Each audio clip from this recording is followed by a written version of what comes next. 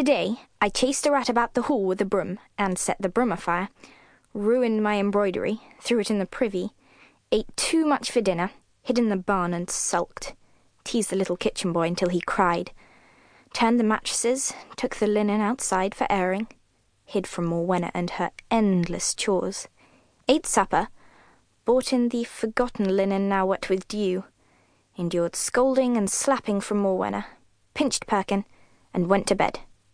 And having writ this, Edward, I feel no less childish or more learned than I was.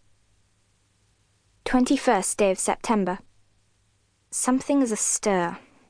I can feel my father's eyes following me about the hall, regarding me as he would a new war-horse or a bull bought for breeding.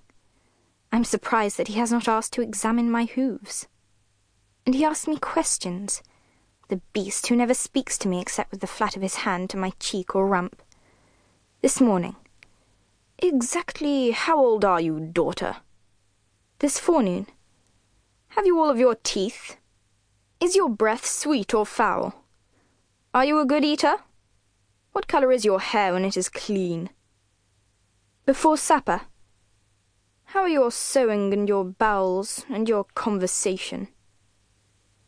What is brewing here? Sometimes I miss my brothers, even the abominable Robert. With Robert and Thomas away in the king's service, and Edward at his abbey, there are fewer people about for my father to bother, so he mostly fixes upon me.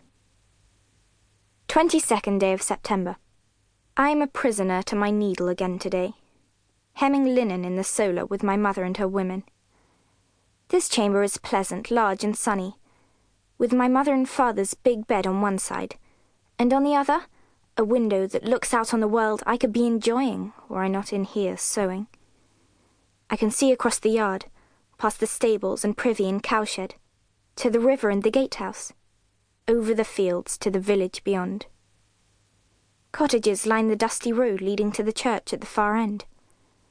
Dogs and geese and children tumble and play while the villagers plough. Would I were tumbling, or even ploughing with them.